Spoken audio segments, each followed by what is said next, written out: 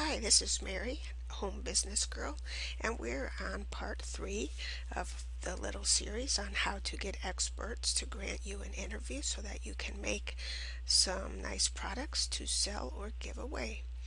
And today I'm going to just talk a little bit about how to be creative in the way that you contact the experts so that you get your message actually read by them, or that you even get them to look at it and then to say yes to the interview.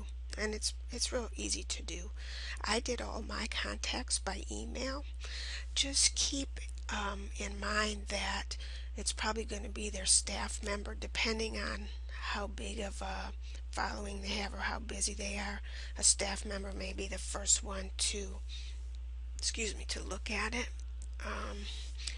If it's someone local, you might can even go in person and do this, but I'm just going to show you what I did to contact individuals, and I did it all by email.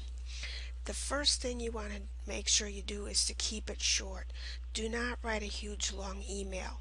The stuff that we're going to have down here is we're going to put it in an attachment so that when they first see the email, it's not so long that they're like, I don't have time for this. They're going to see it, take a good quick look at it, and go forward. Um, that's the first little tip there. You want to have a good hook, and I don't mean this in a manipulative kind of way, just something that is upbeat and shows that you follow them, or you know who they are, that you're not just some run of the mill, that you've done a little research or something. So what I did for one of the guys, for Dan Miller, I said, hey Dan, I attended this class of yours, so that's going to jog his mind that, hey, I actually followed him or whatever. Once I had Dan Miller accept that he would do an interview, when I approached Jim Cockrum, I knew he knew Dan Miller. So in the headline or the subject line of the email, I put Dan Miller is in with the big exclamation point, and so he would be like, what, Dan Miller's in what, and then when he opened the email, it was like, hey, I'm doing this project on the know, like, and trust factor, doing interviews.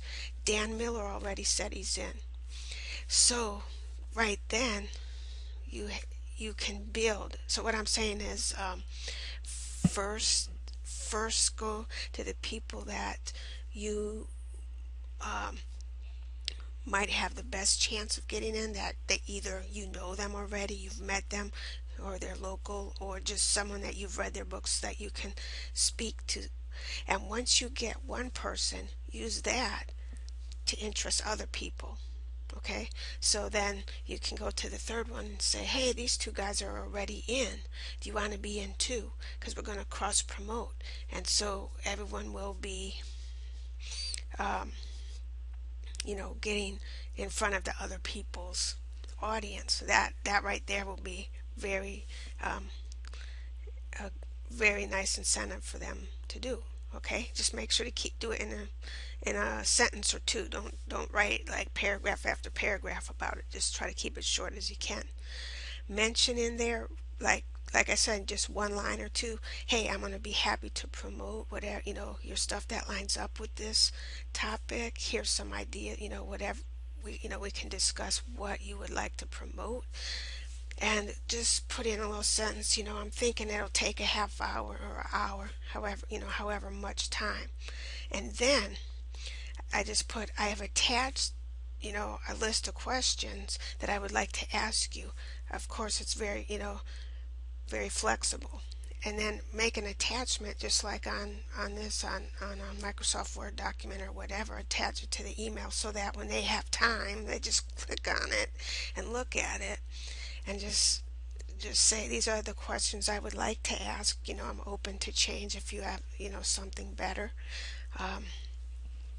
and list them out. It depends how much the person talks in response. Some people give longer answers than others, and I've found around 10 or 11 questions is going to take an hour for them to answer usually. Okay, because one time I wrote 14 questions and it was too much. I had to stop before I got to my last questions because you don't want to go over time when you've already told them an hour. You don't want to take up more than their time than that.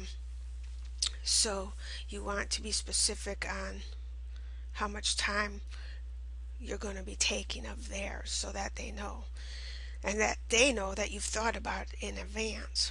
Also, in the attachment, I like to say this is how I'm thinking of doing an interview, whether it's over Skype um, or by phone. Now, you're going to want to record this, right? Because you're either going to keep the audio or you're going to uh, get it transcribed or something. So you can't just have a conversation, you need it recorded. But if you go to conference call, it's free.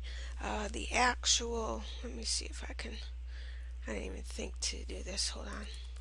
Let me see. Free conference call or something like that. .com. It might be. Yeah, I think this is it. You can get on here, get signed up for free, and you can do recordings of it. The only drawback to it is that there will be a number that you need to call. You both call the same number, and it's probably going to be a long distance call. So what I did, I said, hey, this is the number to call so I can record the conference call, and if you want me to send you the money, for the long distance call, I'm more than happy to do that. But they all said, oh, that's fine, don't bother to send me any money over it. But you always want to make that offer if it's going to cost them money. Skype, of course, is free if they're on Skype. There are ways to record Skype. You can look that up on the internet. I tried it at first, and I guess because I was a little bit nervous, my first time I was messing up the Skype thing, so I just went straight to a conference call phone, and it worked a lot better for me. Um, and I guess that's it. And what you want to do is keep it positive, keep it short. While you're writing the email or while you're approaching them, please, the best thing I can tell you to do, keep in the front of your mind, let me offer this as to what I am going to do for them and how it can help them, and keep their time and their busy schedule in the front of your mind. So be respectful of that. Keep it short. Put an offering out there for them that this is how it can help you. This is what I want to do. This is a great thing. And then attach the questions. Make them good questions. That shows you have researched it, and you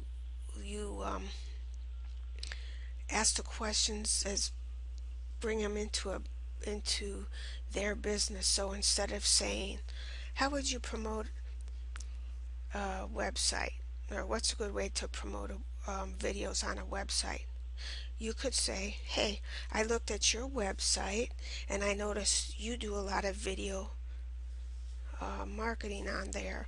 For example, whatever you saw on there, how is that working for you, and what advice would you give to people trying to use video on your website? You see the difference, that in your questions you are pointing it towards their business and what they're doing, but getting the answer to the same exact question. And when you do that, the answer that you get will come back with so much more energy, because it will spark in their mind stuff that they're actually in the middle of doing, and you'll get that energy, and you'll get great examples coming back at you. And I highly recommend that. And when they read those questions like that, they know that you are not just some run-of-the-mill person out for themselves, that you are trying to incorporate their promotion in with what you're doing. Okay, and that's just some basic tips. Hope you like this series. Hope you get a lot out of it. And if you have any questions, just holler me at Home Business Girl. Take care.